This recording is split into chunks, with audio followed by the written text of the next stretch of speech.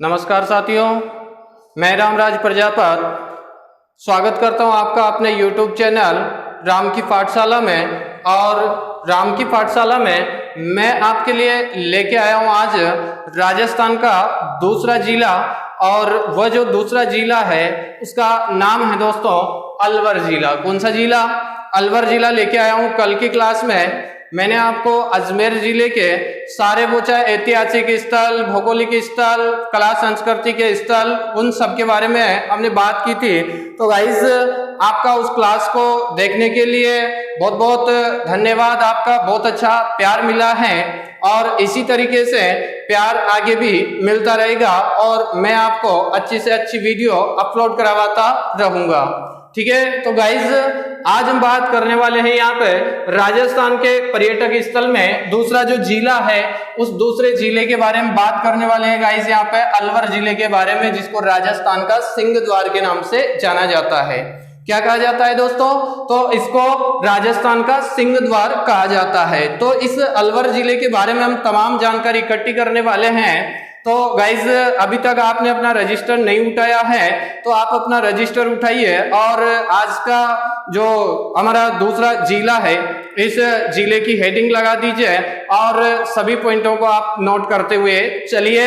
जो मैंने आपको यहाँ पे बहुत अच्छे अच्छे पॉइंट नोटिस किए हैं उन सभी को आपको ध्यान रखना है, जो जीके की दृष्टि से अपने राजस्थान के जो भी ऑल कंपटीशन एग्जाम है उनमें काम आने वाले हैं। इस वजह से गाइज आप क्लास को पूरी देखें और क्लास को पूरी देखने के पश्चात आप इन तमाम बिंदुओं को नोटिस करके अपने रजिस्टर में और इनको सबको याद करें ताकि आपकी जीके कंप्लीट हो जाए।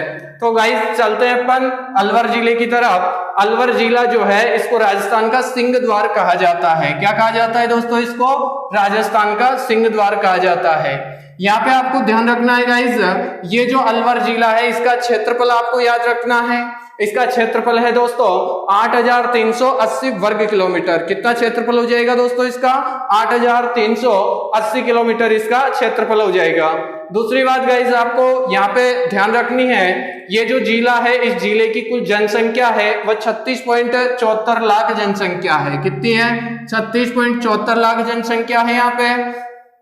इसके अलावा गाइज आपको इस जिले का लिंगानुपात भी ध्यान रखना है। इस जिले का जो लिंगानुपात है वह 895 है। अर्थात लिंगानुपात आप जानते हैं दोस्तों कि किसको कहा जाता है लिंगानुपात? तो लिंगानुपात प्रति 1000 पुरुषों पे स्त्रियों की संख्या जो होती है उसको हम लिंगानुपात कहते हैं। और ये यहाँ का जो लिंगानुपात है अर्थात प्रति 1000 पुरुषों पे यहाँ पे 895 स्त्रियां पाई जाती है। दूसरी बात यहाँ पे साक्षरता भी आपको याद रखना है। अलवर जिले की जो साक्षरता है वह है 70.72%। कितनी प्रतिशत हो जाएगी दोस्तों? 70.72% यहाँ पे अलवर जिले की साक्षरता है। तो आपको नोट करते हुए चलना है अपने रजिस्टर के अंदर। हम आगे बात करते हैं। यहाँ पे मैंने आपको बहुत अच्छी छतरी बनाई हुई है। यहाँ पे जो सबसे मेन प्रसिद्धि का कारण है वो यहाँ पे मूसी रानी की छतरी है, जो गाइस मैंने आपको यहाँ पे बनाई हुई है, जिसको आप अच्छे तरीके से देख सकते हैं और याद रख सकते हैं। तो मूसी रानी की छतरी कहाँ पे है? तो अलवर जिले में है। यहाँ पे आप कुछ इंपॉर्टेंट जो बिंदु है हमारे, उन इंपॉर्टेंट बिंदुओं के बारे में ध्यान रखेंगे। इसको पूर्वी राजस्थान का कश्मीर कहा जाता है। क्या कहा जाता है दोस्तों? कई बार एग्जाम के अंदर पूछा हुआ है कि पूर्वी राजस्थान का कश्मीर किसको कहा जाता है? तो पूर्वी राजस्थान का कश्मीर कहा जाता है दोस्तों अलवर जिले को। किसको कहा जाता है? अलवर जिले को कहा जाता है। जबकि आप ये भी जानते हैं राजस्थान का कश्मीर किसको कहा जाता है? इसको पूर्वी राजस्थान का कश्मीर कहा है। राजस्थान का कश्मीर उदयपुर जिले को कहा जाता है। तो यहाँ पे ध्यान रखिएगा, इस प्रकार कंफ्यूज वाली बातें होती है तो आप डाउट वगैरह सब क्लियर हो जाएंगे आपके। तो पूर्वी राजस्थान का कश्मीर किसको कहा जाएगा? तो पूर्वी राजस्थान का कश्मीर कहा जाएगा दोस्तों अलवर जिले को।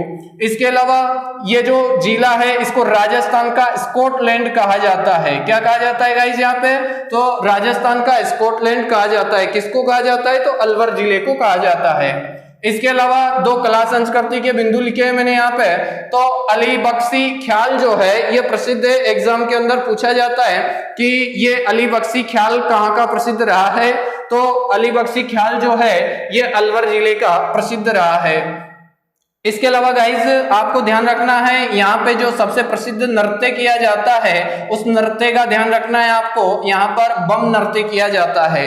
अलवर जिले के अंदर जो नृत्य होता है, सबसे प्रसिद्ध नृत्य वो बम नृत्य है, जो पूरे राजस्थान के अंदर फेमस है। इसके अलावा थोड़े से इसके इतिहास के बारे में हम बात करें गाइज, तो ये जो अलवर जिला है ये मुगल काल के पतन के पश्चात या मुगल काल के पतन के समय राव राजा प्रताप सिंह के द्वारा इस अलवर राज्य की स्थापना की गई थी। तो इसकी स्थापना किसके द्वारा की गई थी अलवर राज्य की?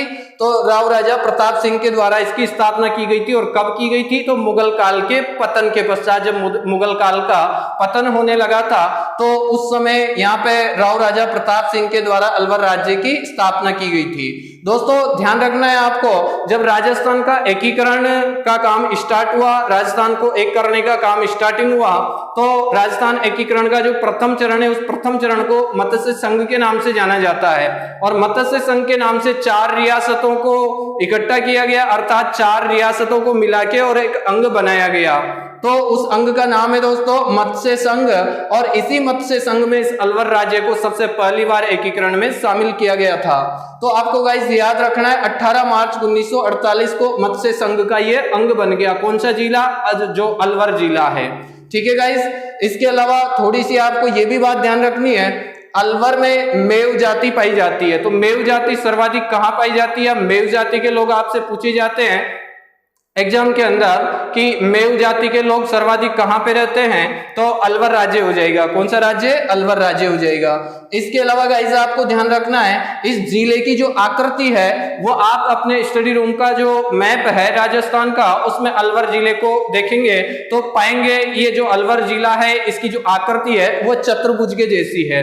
कैसी हो जाएगी दोस्तों? चतुर्भुज के जैसी इसकी आकृति है।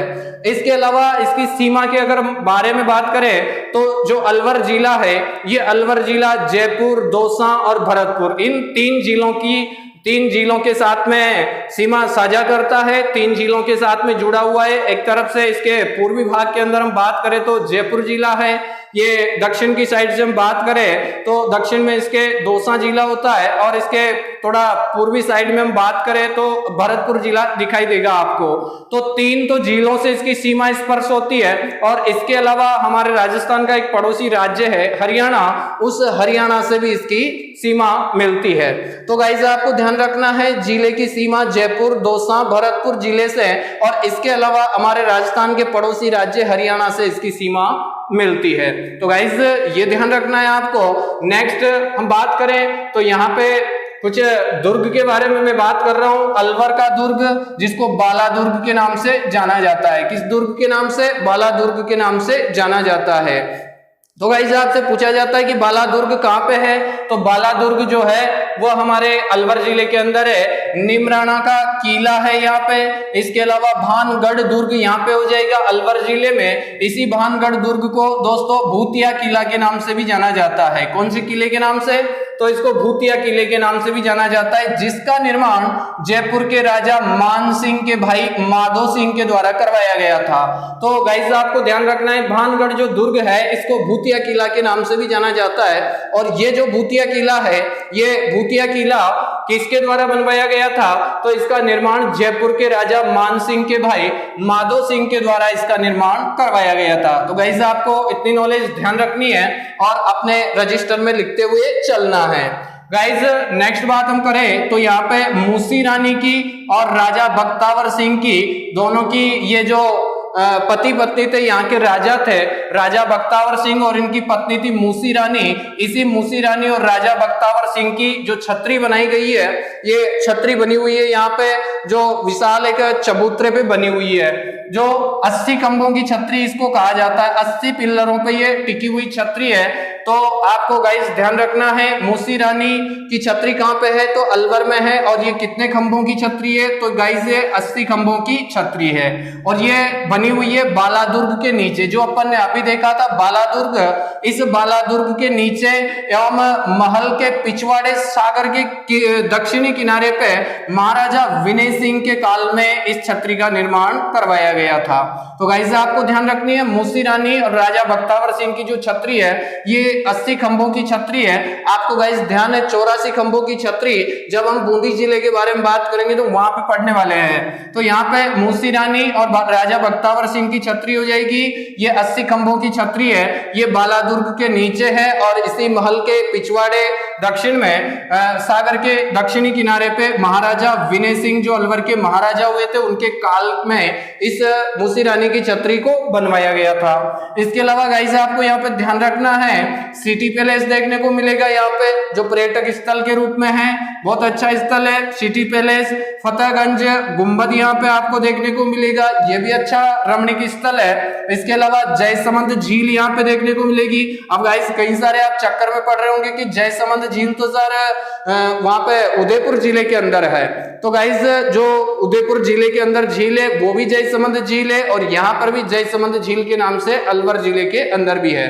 तो गाइस आपको ध्यान रखना है यहाँ पे जयसमंद झील भी हो जाएगी। और इसके अलावा यहाँ पे विजय मंदिर महल देखने को मिलेगा आपको जो पर्यटन का केंद्र है।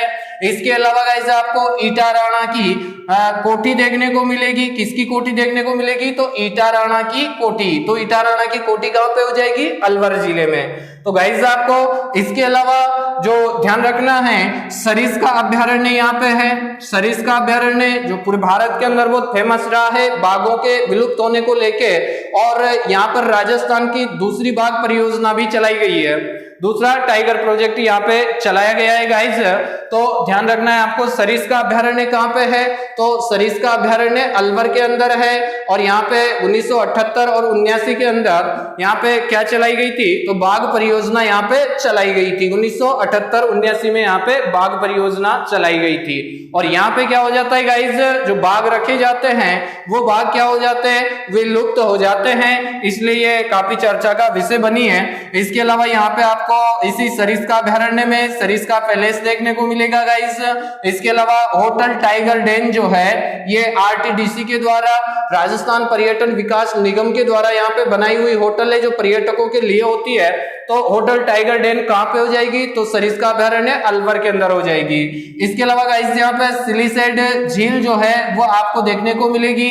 सिलीसेड झील, और इसी सिलीसेड झील के किनारे पे सिलीसेड महल बना हुआ है जिसको विनय विलास महल के नाम से भी जाना जाता है। जो अलवर के महाराजा थे विनय सिंह जी, उन विनय सिंह जी ने अपनी पत्नी शीला के लिए, शीला देवी उनकी पत्नी का नाम था, रानी का नाम था, तो उस शीला देवी के लिए इन्होंने ये महल भी बनवाया था और शीला देवी के लिए इन्होंने ये झील भी बनवाई थी। तो सिलीसेड झील कहाँ पे हो जाएगी दोस्तों?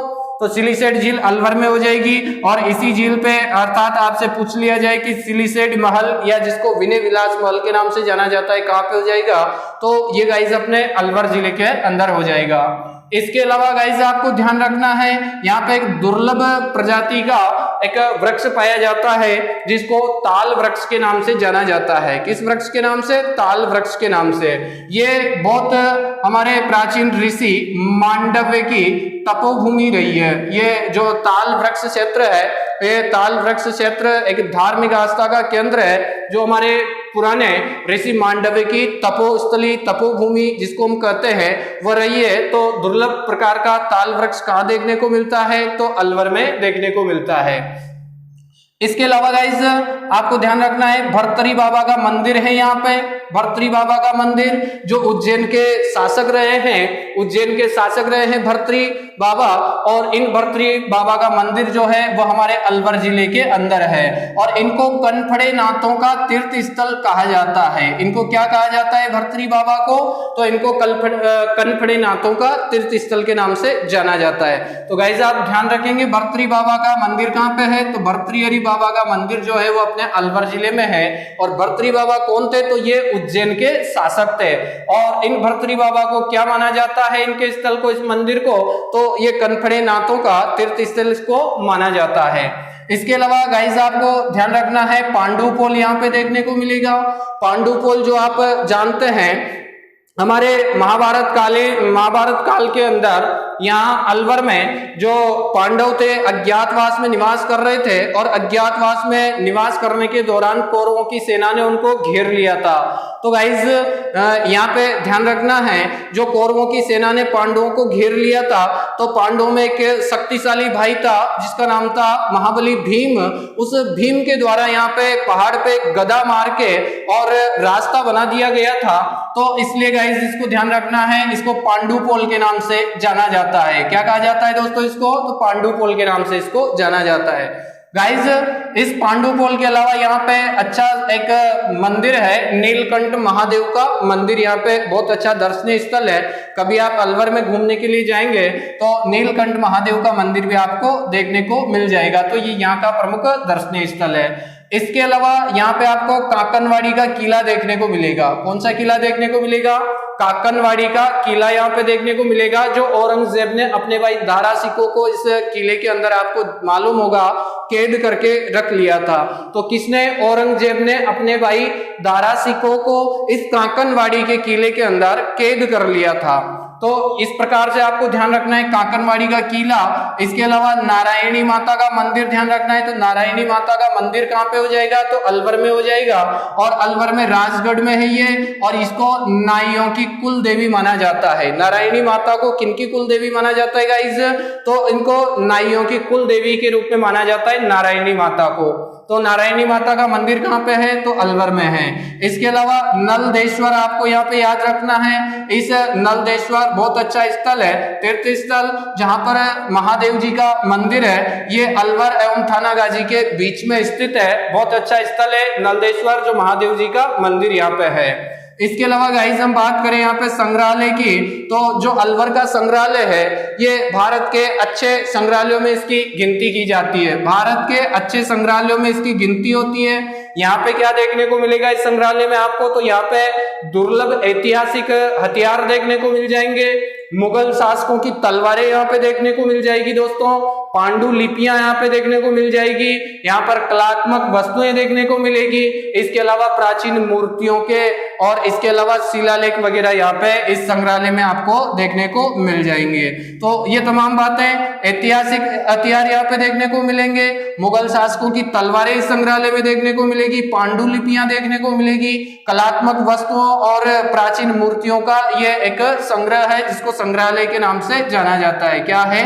अलवर संग्रहालय। इसके अलावा इसी संग्रहालय में यहाँ पे हम चित्रकला की बात करें तो गाइस यहाँ पे रागिनियों एवं 12 मासा संबंधी चित्र बड़े फेमस रहे हैं, बड़े सुंदर देखने को यहाँ पे मिलते हैं। तो इसी संग्रहालय में रागिनियों एवं 12 मासा संबंधी चित्र बड़े सुंदर यहाँ पे देखने को मिलते हैं। इसके अलावा गाइस आपको अलवर शैली के जो चित्र है वह इसी संग्रहालय में आपको उपलब्ध हो जाएंगे। अलवर शैली के जो चित्र है जो बड़े सुंदर है वो आपको यहीं पर देखने को मिल जाएंगे। तो इस प्रकार गाइस आपको ध्यान रखना है, अलवर जिला जो है, इस अलवर जिले के तमाम ऐतिहासिक बिंदु और इसके अलावा जो सांस्कृतिक बिंदु है, ऐतिहासिक बिंदु है, कला संस्कृति के बिंदु है, इसके अलावा भौगोलिक स्थल है, इन तमाम चीजों के बारे में आपको अपने रजिस्टर में ये सारी जानकारी आपको नोट करनी है और इसको आपको याद करना है।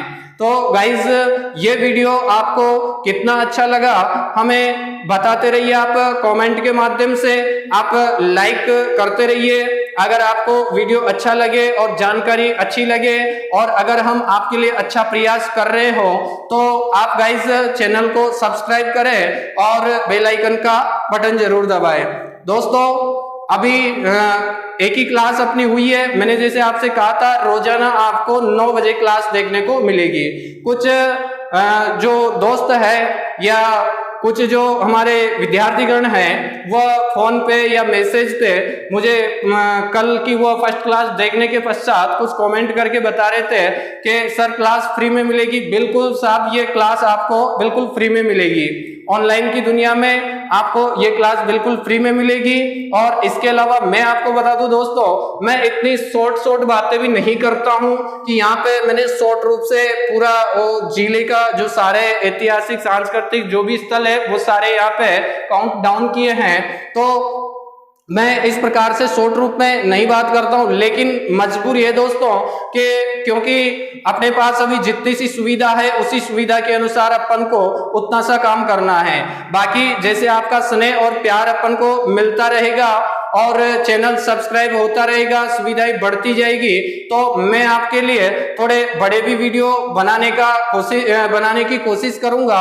और इसके अलावा जो हमारे जो भी राजस्थान के भौगोलिक जो भी बिंदु है या भूगोल के रूप में जो भी पार्ट में पढ़ने होते हैं, उन तमाम भौगोलिक पार्टों के बारे में भी मैं बात करने वाला हूं। तो गाइज जैसे अपनी रोजाना 9 बजे क्लास होती है, इसी रोजाना 9 बजे की क्लास को आप देखना न भूलें रोजाना। और वीडियो अगर अच्छी लगती हो तो सबसे अंत में आप इसको लाइक करें और इसको अपने दोस्तों के साथ में शेयर और साझा करें, ताकि ज्यादा से ज्यादा अपने फ्रेंड्स इसमें जुड़ सके और इस प्रकार से छोटी छोटी जानकारी इकट्ठा करके और राजस्थान के जीके के रूप में आप एक मजबूत आपका सामान्य ज्ञान का जो बेस है उसको तैयार कर सके। तो गाइज ये पूरा वीडियो देखने के लिए आपका बहुत बहुत धन्यवाद। और वीडियो को जल्दी से लाइक करें, शेयर करें, चैनल पे नए हो तो इसको सब्सक्राइब करें और बेल आइकन का बटन जरूर दबाएं। ठीक है दोस्तों, तो आज के लिए इतना ही। जल्द मिलेंगे कल की क्लास में, हम एक और नए जिले के बारे में बात करने वाले होंगे, तो तैयार रहिए कल की क्लास के लिए। जय हिंद, जय भारत, जय श्री राम।